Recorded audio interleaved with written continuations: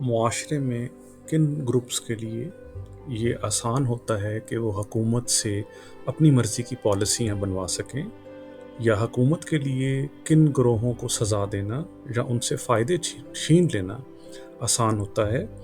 اس چیز کی وضاحت کرنے کا سب سے مشہور نظریہ سوشل کنسٹرکشن پرسپیکٹو کہلاتا ہے، جسے ہم اردو میں معاشرتی تاثر کا نظریہ کہہ سکتے ہیں۔ معاشرتی تاثر سے مراد معاشرے میں مختلف گروہوں کے بارے میں عام روایتی تصورات یا اسٹیریوٹائپس ہیں۔ اس بارے میں ایک بات ذہن میں رکھنا بہت اہم ہے، اور وہ یہ کہ یہ تصورات قدرتی طور پر موجود نہیں ہوتے، بلکہ تاریخی طور پر معاشرے کے طاقتور گروہوں کے رویوں پر مبنی ہوتے ہیں، اور ان کے اندر تبدیلی کئی سالوں بلکہ کئی دہائیوں کے بعد ہی آتی ہے۔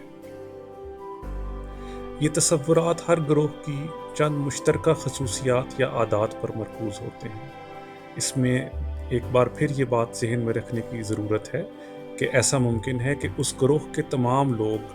ان خصوصیات یا عادات کے حامل نہ ہوں، مگر طاقتور لوگ اکثر یہ سمجھتے ہیں کہ دوسرے گروہ اور ان سے تعلق رکھنے والے تمام لوگ ان خصوصیات کے حامل ہوتے ہیں۔ مثال کے طور پر تمام پاکستانیوں کے بارے میں بیرونی ملک میں رہنے والے لوگوں کے ذہن میں چند نظریات ہیں، لیکن ہم بطور پاکستانی یہ جانتے ہیں کہ پاکستان میں ہر طرح کے لوگ پائے جاتے ہیں، لیکن سوشل کنسٹرکشن یا اسٹیریوٹائپس کی وجہ سے باہر کے لوگ اس بات کو اکثر سمجھنے میں دیر کرتے ہیں۔ اور ہر سوشل کنسٹرکشن یا معاشرتی تصور کے ساتھ کچھ اقدار، علامات اور تصاویر وابستہ کر دی جاتی ہیں، اور ان سے جان چھڑانا ان گروہوں کے لیے اکثر بہت مشکل ہوتا ہے۔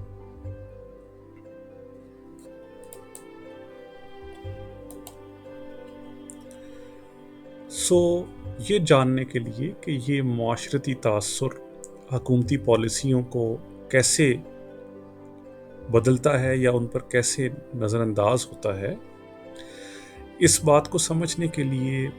شنائڈر اور انگرم کا ایک بہت مشہور طریقہ ہے جو اس وقت آپ اسکرین پر دیکھ سکتے ہیں۔ وہ بیسیکلی یہ کہتا ہے کہ ہر گروپ کو اس کے معاشرتی تاثر اور اس کی سیاسی قوت کی بنا پر حکومتی پالیسیوں سے فائدہ یا نقصان ہوتا ہے۔ وہ معاشرتی گروہ جن کا معاشرتی تاثر مثبت ہو اور ان کی سیاسی قوت بھی زیادہ ہو، انہیں اس پرسپیکٹو میں ایڈوانٹیجڈ یا اشرافیہ کہا جاتا ہے۔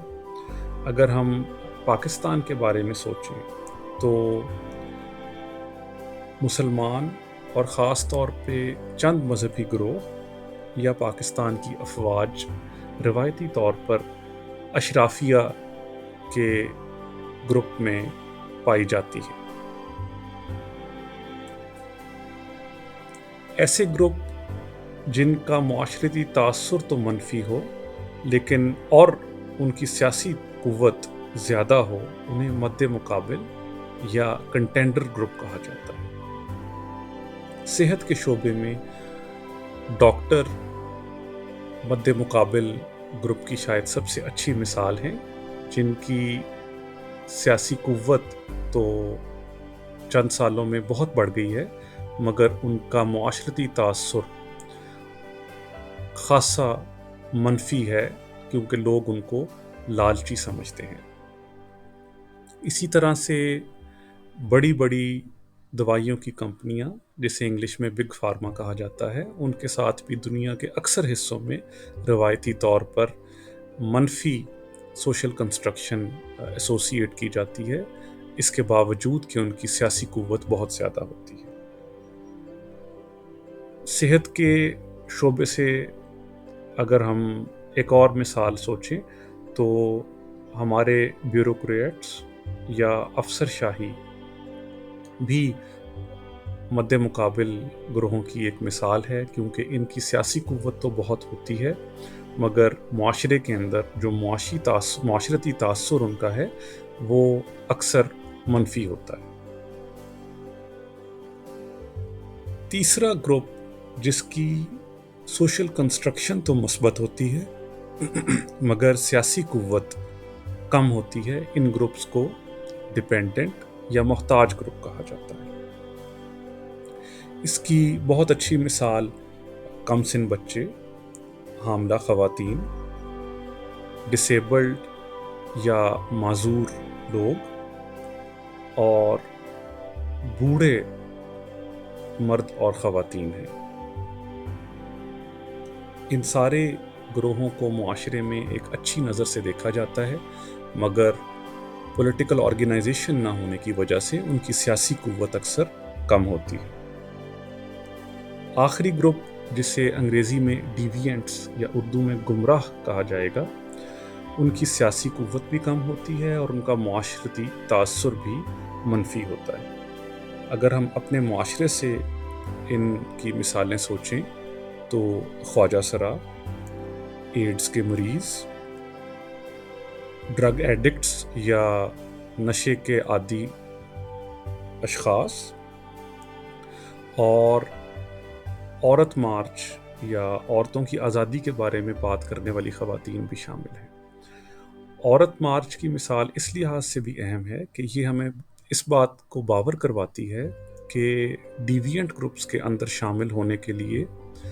आपका अमीर या गरीब होना ज़रूरी नहीं, बल्कि बाज़ औक़ात मुतवस्सत या अमीर तबके से ताल्लुक़ रखने वाले लोग भी मुआशरे में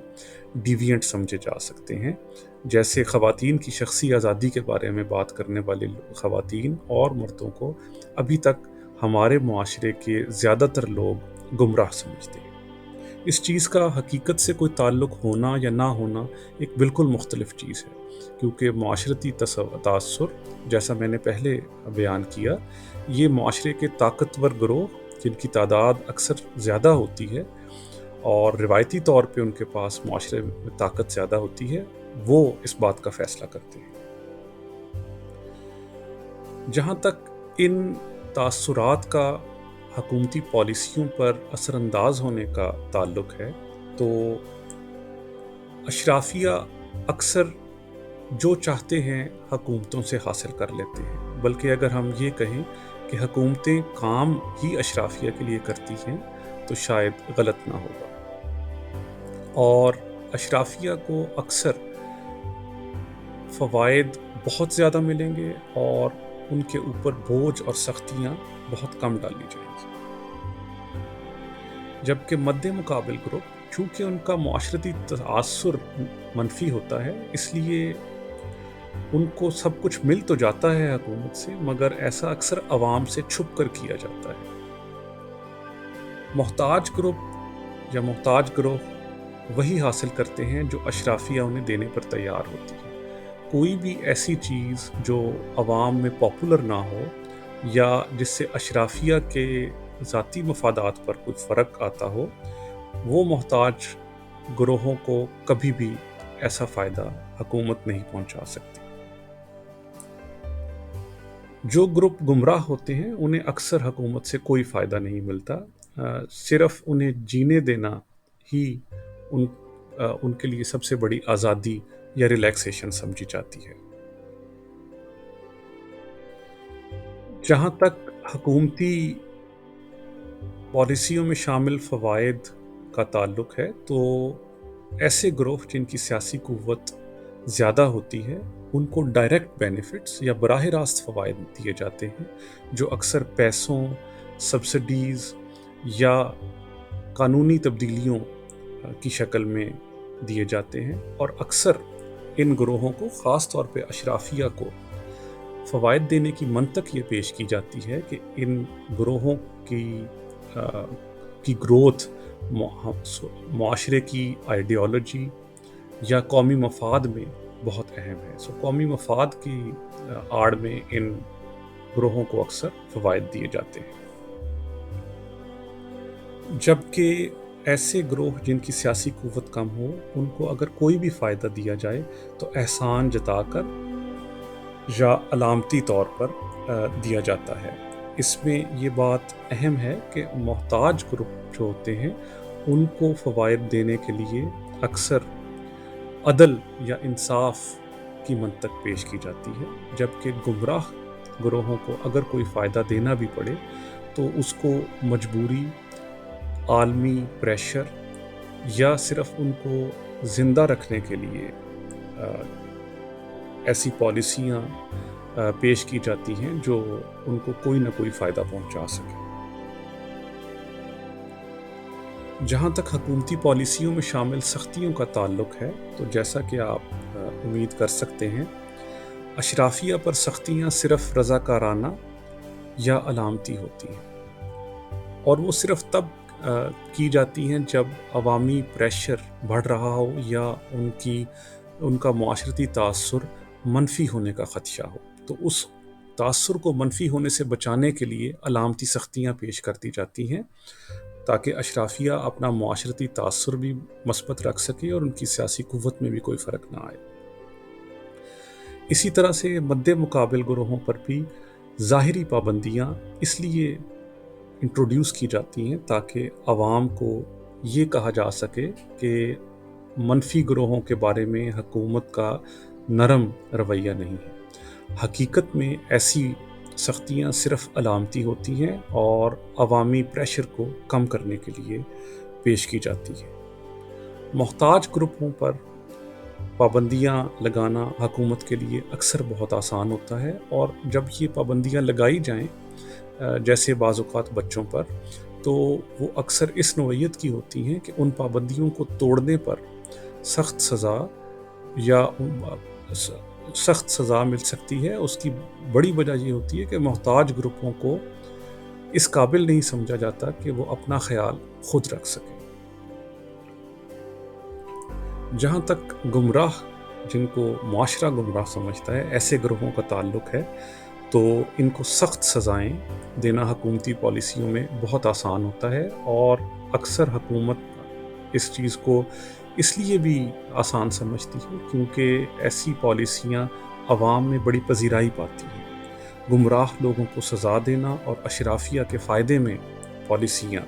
لے کر آنا حکومت کے لیے آسان ترین کام ہوتے ہیں۔ اس نظریے کا ایک اور فائدہ یہ بھی ہے کہ یہ ہمیں یہ بھی بتاتا ہے کہ اگر مختلف گروہ اپنی پسند کی پالیسیاں معاشرے میں لانا چاہتے ہیں تو ان کی سیاست کا رخ کیا ہونا چاہیے۔ مثال کے طور پر اگر گمراہ گروپ اپنی ایسی پالیسیاں لانا چاہتے ہیں جو ان کے فائدے میں ہوں تو ان کے لیے محتاج بننا، مد مقابل بننا یا اشرافیہ بننا سب سے بہتر طریقہ ہے۔ گمراہ سے محتاج بننے کا طریقہ بنیادی طور پر یہی ہے کہ وہ گروہ اپنے معاشرتی تاثر کو وقت کے ساتھ ساتھ یونین کے شکل میں یا احتجاج کی شکل میں یا جلسے جلوس کی شکل میں یا عوامی کیمپینز کے ذریعے منفی سے مثبت کرتے ہیں۔ اس کی سب سے اچھی مثال ہمارے معاشرے میں صحت کے شعبے میں لیڈی ہیلتھ ورکرز کی ہے۔ جب لیڈی ہیلتھ ورکرز نے کام کرنا شروع کیا اور گھر سے گھر جانا شروع کیا تو شروع میں ہمارے معاشرے کے بہت سے لوگ ان کو منفی تاثر سے دیکھتے تھے اور ان کی سیاسی قوت بھی بہت کم تھی، مگر وقت کے ساتھ ساتھ ان کے مثبت کام کو دیکھ کر، ان کے کام کا فائدہ دیکھ کر معاشرے کے اندر ان کی سوشل کنسٹرکشن منفی سے مثبت ہو گئی، اور اسی وجہ سے حکومت کے لیے ان کے حق میں نئی پالیسیاں لانا آسان ہو گئی۔ اسی طرح سے اگر گمراہ گروپ اپنے آپ کو مثبت معاشرتی تاثر اور اپنی سیاسی قوت کو بھی بڑھا سکیں تو وہ اشرافیہ میں بھی شامل ہو سکتے ہیں۔ صحت کے شعبے میں اس کی سب سے بڑی مثال نجی میڈیکل کالجز ہیں۔ نجی میڈیکل کالجز آج سے 20-25 سال پہلے جب پاکستان میں شروع ہوئے تو ان کو امیروں کے لیے مخصوص سمجھا جاتا تھا، اور یہ سمجھا جاتا تھا کہ یہ ایک اور مثال ہیں اشرافیہ کے فوائد کی۔ لیکن وقت کے ساتھ ساتھ نجی میڈیکل کالجز میں عام لوگوں کہ بچوں نے بھی داخلہ لینے شروع کیے، اور اس کی بہت بڑی وجہ یہ تھی کہ سرکاری میڈیکل کالجز ہمارے معاشرے میں بہت کم تھے۔ اس کے ساتھ ساتھ جو نجی میڈیکل کالجز کی تعداد بڑھتی گئی تو انہوں نے اپنی سیاسی قوت میں بھی اضافہ کیا، اور ان کا معاشرتی تاثر مثبت ہونے اور سیاسی قوت بڑھنے کی وجہ سے اب یہ کہنا غلط نہ ہوگا کہ وہ اشرافیہ میں شامل ہو چکے ہیں، اور اب بہت سی حکومتی پالیسیاں ان کے حق میں ہوتی ہیں، اور عوامی سائڈ سے یا عوامی جانب سے بھی ان پالیسیوں کے بارے میں کوئی بری رائے نہیں دی جاتی۔ اس بات کو بھی ذہن میں رکھنا ضروری ہے کہ بعض اوقات عوامی کیمپینز یا جلسے جلوس گروہوں کو نقصان بھی پہنچا سکتے ہیں، اور ان کی سیاست کا رخ ایسی طرف بھی جا سکتا ہے جو شاید ان کے ذہن میں نہ ہو۔ اس کی شاید سب سے بڑی مثال ینگ ڈاکٹرز موومنٹ یا نوجوان ڈاکٹروں کی تحریک ہے۔ ڈاکٹروں کے خیال میں ان کا معاشرتی تاثر شروع سے مثبت تھا، اور ینگ ڈاکٹرز موومنٹ کا بنیادی مقصد یہ تھا کہ ڈاکٹرز اپنی سیاسی قوت کو بڑھا سکیں تاکہ وہ اشرافیہ میں شامل ہوں، اور ایسا کرنے سے وہ اپنی تنخواہوں میں اضافہ کرنا اور اپنی جاب میں کچھ ایسی پالیسیاں لانا چاہتے تھے جو ان کی زندگی آسان بنا سکے۔ مگر بدقسمتی سے اس تحریک کا جہاں ایک نتیجہ تو یہ نکلا کہ ڈاکٹرز کی سیاسی قوت بڑھ گئی، مگر معاشرے میں ان کی سوشل کنسٹرکشن انتہائی منفی ہو گئی اور ڈاکٹروں کو لالچی سمجھا جانے لگا۔ اگرچہ